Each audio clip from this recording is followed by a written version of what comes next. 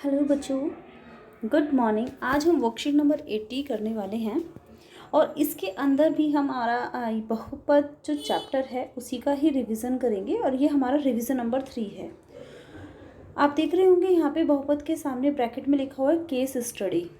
जैसा कि बच्चों आप लोग इस नाम से नॉन हो चुके हैं, ये इसी बार आपके सिलेबस में ऐड हुआ है। इसमें केस स्टडी में आपके जो क्वेश्चंस हैं वो जो आपको चैप्टर सिखाया गया था कि आपके जो 4 क्वेश्चंस होंगे और वो आपके 4 नंबर के होंगे। तो ये केस स्टडी वाले क्वेश्चंस आप ध्यान से देखिएगा क्योंकि इसी तरीके के आपके क्वेश्चंस आने हैं केस स्टडी से रिलेटेड। केस स्टडी के बारे में आपको डिटेल में बता दिया गया था, फिर भी आपको बता दें कि इसमें जो डेली लाइफ से रिलेटेड आपको एक क्वेश्चन बना दिया जाता है और उसके बाद उसके 4 ऑप्शंस आपको दे दिए जाते हैं। 5 ऑप्शंस होंगे आपके और उसमें से कोई एक ऑप्शन आपको स्किप करना होगा। तो चलिए स्टार्ट करते हैं। तो इसमें आपका जो क्वेश्चन नंबर 1 है ये आपका देखिए किस तरीके से इसी तरीके के आपके पेपर में भी आएंगे, तो आप इन्हें बहुत अच्छे से समझिए, अच्छे से कीजिएगा। तो जो आपको ये 3 ग्राफ दिए हुए हैं यहाँ पर, इसमें आपका लिखा है कि बहुपद के शून्यक वह बिंदु हैं। ध्यान से देखिए, इसमें सब कुछ छिपा होगा। जैसे आपका हिंदी में पैसेज आता है उसमें से आंसर्स ढूंढने होते हैं, उसी तरीके का होता है ये भी। और देखिए स्टार्ट करते हैं। बहुपद के शून्यक वह बिंदु है जहाँ ग्राफ कार्तीय तल में एक्स अक्ष से मिलता है। आपको पिछले रिवीजन में बता दिया गया था कि जो जैसे यहाँ पर है फर्स्ट वाला जो ग्राफ है, 1 मिनट देखिए, जो फर्स्ट वाला ग्राफ है उसमें देखिए जो आपकी जो लाइन है क्या ये एक्स एक्स पर कहीं टच कर रही है? नहीं कर रही। सेकंड में एक पॉइंट पर यहाँ टच कर रही है और थर्ड ग्राफ में देखिए 1, 2 और 3 जगह ये टच कर रही है। तो कौन सी एक्सिस को? एक्स एक्सिस को। तो ध्यान से ये चीज़ आपको क्लियर हो गई होगी। जहाँ ग्राफीय तल यानी कि शून्य क्या है? शून्य वह बिंदु है जो एक्स एक्सिस को जहाँ टच करता है। तो यहाँ पर है एक्स एक्सिस से मिलता है। यदि ग्राफ एक्स अक्ष से नहीं मिलता तो बहुपद में कोई शून्य नहीं होता, जैसा कि फर्स्ट ग्राफ। जिस प्रकार ऊपर दिए गए ग्राफ में पहले चित्र में कोई शून्यक नहीं है, ये मैं आपको ऑलरेडी बता चुकी हूँ, जबकि दूसरे में केवल एक शून्यक है। इसे बहुपद का ग्राफीय निरूपण कहा जाता है। यदि द्विघात बहुपद, आपका ये प्रॉपर जो पूरा दिया हुआ है A X square plus B X plus C, जहाँ पर a 0 के इक्वल नहीं है, क्योंकि अगर a 0 हो गया तो एक्स स्क्वायर पूरा 0 हो जाएगा, यहाँ पे ख़त्म हो जाएगा, तो ये आपकी द्विघात बहुपद नहीं बनेगा। कि 2 शून्यक अल्फा और बीटा हैं, तब निम्न प्रश्नों के उत्तर दीजिए। तो अब आपके प्रश्न शुरू होते हैं। ये सब आपके ऑब्जेक्टिव टाइप है, इनके 4 ऑप्शंस दिए हुए हैं और इनमें से कोई एक सही है। तो जो पहला क्वेश्चन है, द्विघात बहुपद के लिए शून्यकों की संख्या। आपको पता है अगर द्विघात बहुपद है, ये देखिए द्विघात बहुपद है तो इसके शून्यक 2 शून्यक अल्फा और बीटा हैं। तो अब आपको पता लग गया होगा कि अगर द्विघात बहुपद है तो उसके शून्यक कितने होंगे? द्विघात मतलब जिसकी घात 2 हो और जो आपका जिसके जितनी घात होती है उसके उतने ही शून्यक होते हैं। तो अब आपको आंसर पता लग ही गया होगा ऑलरेडी कि द्विघात बहुपद के लिए शून्यकों की संख्या 2 है, यानी कि सी ऑप्शन सही है। तो इस तरीके के आपके केस स्टडी से रिलेटेड 4 क्वेश्चंस आएंगे, तो आप इनकी बहुत अच्छे से प्रैक्टिस कीजिए, इजी भी है। अब देखिए शून्यकों का योगफल अल्फा प्लस बीटा का मान क्या है? अब आपको अच्छे से पता है जब शून्यकों का योगफल का फॉर्मूला क्या होता है?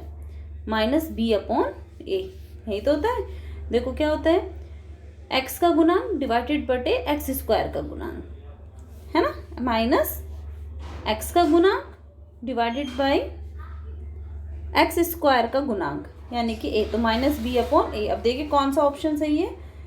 देखिए -b/a यानी कि B option is the right option. Question number 3, शून्यकों के गुणनफल अल्फा बीटा का मान। अब गुणनफल क्या होता है? अल्फा इंटू बीटा, और अल्फा इंटू बीटा क्या होता है? एक आपका अचर पद और बटे में क्या आएगा? एक्स स्क्वायर का गुणांक, यानी कि c/a। देखिए कौन सा ऑप्शन मैच कर रहा है? c/a आपका कर रहा है मैच फर्स्ट ऑप्शन। तो फोर्थ पार्ट देखिए, यदि आपका alpha plus beta minus B upon A है और अल्फा इंटू बीटा आपका सी अपॉन है, तब alpha square plus beta square की वैल्यू क्या होगी। आप इसको सॉल्व करेंगे। ये सॉल्व करने वाला क्वेश्चन है कि alpha square plus beta square कैसे आएगा। जब आपने ये देखा कि यहाँ पे अल्फा स्क्वायर और प्लस बीटा स्क्वायर और बीच में प्लस का साइन है, तो ऐसी हमें एक आइडेंटिटी पता है जिसमें स्क्वायर बन जाता है और दोनों का सम भी आ जाता है। तो वो होती है आपकी अल्फा प्लस बीटा का होल स्क्वायर, यानी कि ए प्लस बी का होल स्क्वायर। वो क्या होता है आपका, देखो alpha square plus beta square plus 2 alpha into beta. अब आपको वैल्यू किसकी निकालनी है, आपको निकालनी है value alpha square plus beta square. तो देखिए ये इसकी वैल्यू आपको निकालनी है। और तो ये जो वाली टर्म आपको दिख रही है 2 alpha beta, 2 into alpha into beta, इसकी वैल्यू आपको दी हुई है सी अपॉन ए, और अल्फा प्लस बीटा की वैल्यू भी आपको दी हुई है। तो आप इस टर्म को इधर ले आएंगे तो आपका हो जाएगा अल्फा प्लस बीटा का square minus 2 alpha beta equal alpha square plus beta square. Clear है। अब अल्फा प्लस बीटा की वैल्यू रख दो माइनस बी अपॉन ए, इसका square minus 2 alpha into beta है C upon A is equal to alpha square plus beta square. अब इसको open करेंगे तो आपका आ जाएगा B square upon A square minus 2c upon A is equal to alpha square plus beta square. जब आप इसको सॉल्व करेंगे, यहाँ पे नीचे हर में आपका ए स्क्वायर है और इधर आपका ए है, तो एलसीएम लेंगे तो एलसीएम आ जाएगा ए स्क्वायर, तो ए स्क्वायर ऊपर बी स्क्वायर माइनस 2ac, ये आ गया। तो अब देखिए क्या ऑप्शन इसी से मैच हो रहा है, आपका B square minus 2ac upon A square. देखिए बी स्क्वायर, ध्यान से देखिएगा, ये जो थर्ड ऑप्शन है B square minus 2ac upon A square, ये देखिए B square minus 2ac upon A square, यानी कि इसका डी ऑप्शन राइट ऑप्शन है। आई थिंक आपको क्लियर हो गया होगा। कैलकुलेशन है, बहुत इजी है, आप कर लेंगे। आपको बस इतना पता होना चाहिए, जब स्क्वायर की बात आई तो आपको ए प्लस बी का होल स्क्वायर यूज़ करना है। चलिए इसका फिफ्थ पार्ट भी स्टार्ट करते हैं, शुरू करते हैं। आपका एक px 4x square minus 5x minus 1 आपका एक पॉलिनोमियल ये दिया हुआ है, और उसके लिए आपको alpha square plus alpha plus beta square की वैल्यू ज्ञात करनी है, फाइंड करनी है। तो अब कैसे निकालें, अब आपको अच्छे से पता है अल्फा बीटा, लेकिन इसमें आपका पहले अल्फा स्क्वायर है और यहाँ पर आपका बीटा स्क्वायर है। तो इसके लिए क्या करें, हमें पता है इसमें दोनों में मिनिमम है, तो हम यहाँ पर अल्फा और बीटा कॉमन ले सकते हैं। तो अंदर आपका क्या बचेगा, अल्फा प्लस बीटा, और आपको अच्छे से पता है अब आप इन दोनों की वैल्यू इस बहुपद से जो आपको दिया हुआ है इससे निकाल सकते हैं। अल्फा इंटू बीटा क्या होता है सी अपॉन ए, और सी क्या है यहाँ पर -1 अपॉन ए क्या है आपका 4। तो अल्फा इसकी अल्फा इंटू बीटा की जगह हमारा क्या आ जाएगा -1 upon 4, and alpha plus beta वो क्या होता है सी माइनस बी अपॉन ए, और माइनस बी यानी बी क्या है आपका -5, तो माइनस माइनस तो प्लस हो जाएगा, तो 5 अपॉन 4 यहाँ पर लिख दिया 5 अपॉन 4। अब जब आप इसको ओपन करेंगे, मल्टीप्लाई करेंगे, 4 इंटू 4 नीचे 16 ऊपर -5, 5 इंटू -1 इक्वल टू -5, तो आंसर आ गया -5 अपॉन 16। तो देखिए कौन सा ऑप्शन है, D option is the right option. I think आपको ये क्लियर हो गया होगा। इस तरीके के आपका जैसे फर्स्ट केस स्टडी का क्वेश्चन आपके देखिए इस चैप्टर से बन गया है ना, पॉलिनोमियल से। आपके जितने भी चैप्टर्स हैं उनमें से किसी में से भी आपका केस स्टडी का क्वेश्चन बन सकता है। चलिए क्वेश्चन नंबर 2 स्टार्ट करते हैं। आपको इसमें भी आपको 3 ग्राफ दिए हुए हैं। आपको इसमें बताया गया है कि द्विघात, ध्यान से देखिएगा, द्विघात बहुपद परवलय द्वारा दर्शाया गया है। परवलय क्या है? परवलय बेटा ये जो आपकी कप की शेप का होता है ना, चाहे ऊपर की तरफ हो या ऐसे, इसको हम ना परवलय शेप बोलते हैं। इंग्लिश में कर्व जो होता है ना, ये आपका है ना, पैराबोला, इंग्लिश में पैराबोला बोलते हैं। और ये जो कप की तरह होता है, सीधा कप और उल्टा कप, ये ही आपका परवलय कहलाता है। ये जो शेप होती है यू शेप, ठीक है, इस तरीके से, थोड़ा यू भी नहीं होता पूरा, थोड़ा सा है ना, इस तरीके से होता है, ऊपर की साइड से थोड़ा सा बड़ा होता है, यू तो थोड़ा स्ट्रेट में होता है, इस तरीके से है ये भी परवलय। ठीक है, आई थिंक आपको परवलय समझ में आ गया होगा क्या आकृति होती है। अगर आपको समझ में आ रहा है तो इसको लाइक ज़रूर कीजिए और अपने बाकी फ्रेंड्स को भी शेयर कीजिए और साथ में सब्सक्राइब ज़रूर करें, ठीक है, और साथ में बेल आइकन को भी प्रेस कर दें ताकि आपको आने वाली वीडियो की अपडेट मिल जाए। चलिए, इसके बाद देखिए, दो घात होने के कारण, ध्यान से देखिएगा, साफ साफ आपको बताते हुए चल रहा है, हर एक जो भी वर्ड यहाँ पे लिखा है, हर एक में कुछ ना कुछ चीज़ छिपी हुई है, आंसर छिपे हुए होते हैं। दो घात होने के कारण इसके अधिकतम 2 शून्य हो सकते हैं। समझ आया? अगर इसकी 2 घात है तो शून्य कितने होंगे? 2। अगर घात 3 होती तो कितने हो जाते? 3। तो बता दिया है आपको, 2 घात होने के कारण, क्योंकि द्विघात बहुपद दर्शाया गया है, अगर द्विघात बहुपद है तो इसकी अधिकतम शून्य कितने हो सकते हैं? 2। ग्राफ की परवलय प्रकृति को द्विघात बहुपद के लिए पहचानिए और निम्न प्रश्नों के उत्तर दीजिए। चलिए, पहला प्रश्न, ऊपर दिए गए ग्राफ में से द्विघात बहुपद के लिए 2 शून्यों की संभावना कौन सी है? तो ये जो आपको ग्राफ दिए हुए हैं 1, 2 और 3, इसमें देखो 2 शून्य की संभावना पूछिए, यानी कि इसका मतलब क्या है? 2 शून्य होंगे। और 2 शून्य कब होंगे? जब वो एक्स एक्सिस को 2 जगह टच करे।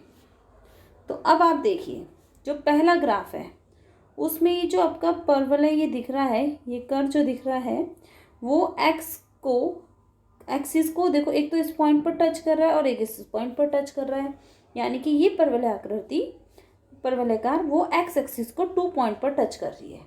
2 पॉइंट पर टच कर रही है तो इसके शून्य कितने होंगे? 2।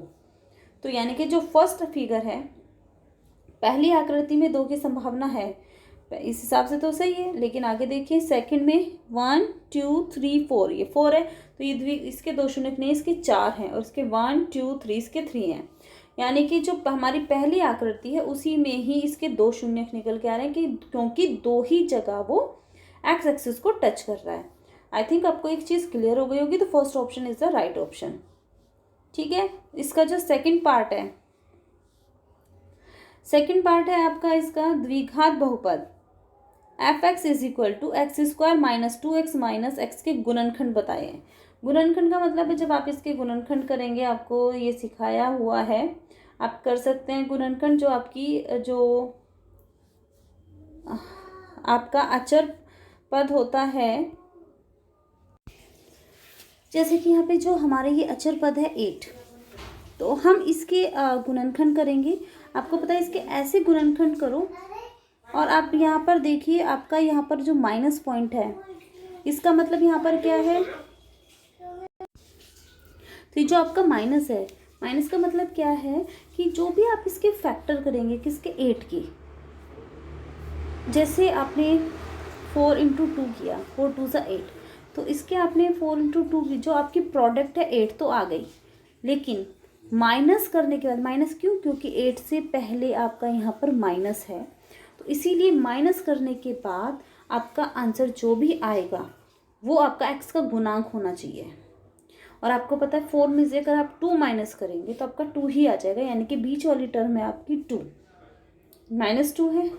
तो इसीलिए हम हमेशा पहले बड़ी संख्या रखते हैं, उसके बाद छोटी। 4 और 2 में बड़ी संख्या 4 है और छोटी संख्या 2 है।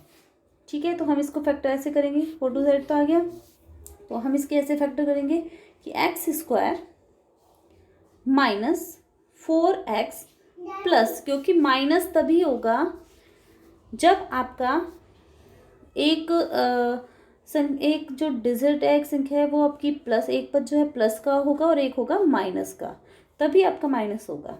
तो अब आपका 4x हो गया प्लस का 2x और -8।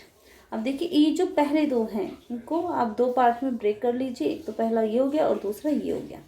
अब इसमें पहले में कॉमन ले लीजिए। आपने x कॉमन लिया, अंदर क्या आया x -4, फिर 2 कॉमन लिया +2 तो x -4। देखिए ये जो हमारी अंदर की जो टर्म है वो बिल्कुल सेम आ गया, इसका मतलब हमारा सही है। अब हमारा दोनों में x -4 कॉमन है, तो अब हम x -4 कॉमन हो गया हमारा, तो अंदर क्या बचा x +2।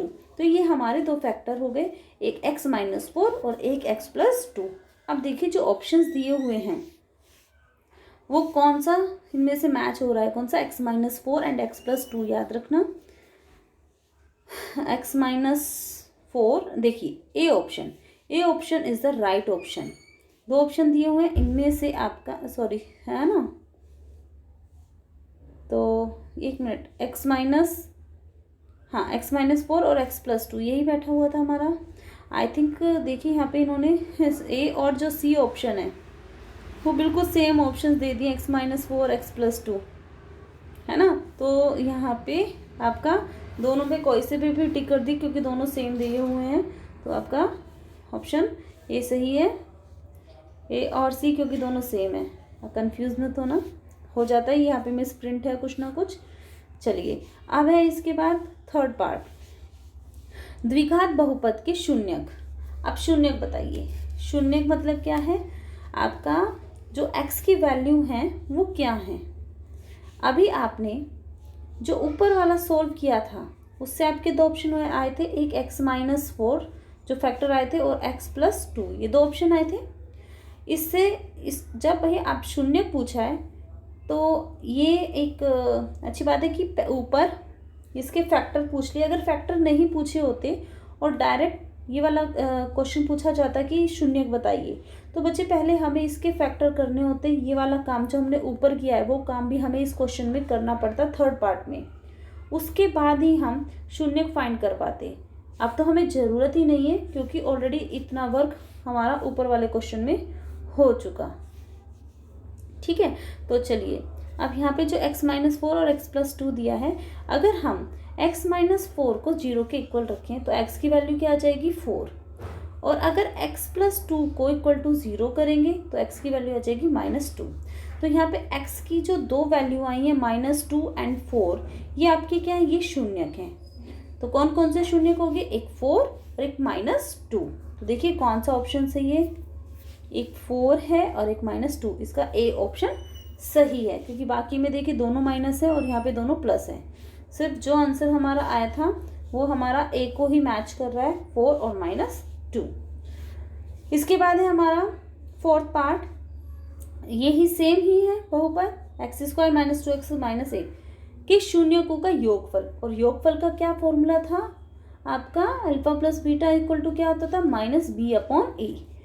b क्या है, b आपका x का गुणांक है और a क्या है, x² का गुणांक है। तो देख लीजिए माइनस है आपका, ऑलरेडी -2 है, तो -2 का मतलब क्या हो गया, -2 और a क्या हो गया, x² का कोफिशिएंट यहाँ पर क्या है, x² का कोफिशिएंट यहाँ पर 1 है, तो आ गया 1।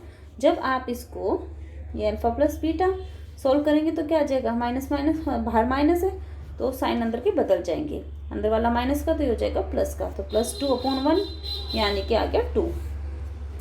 तो आपका शून्यकों का योगफल क्या है, 2, इसका भी ए ऑप्शन सही है।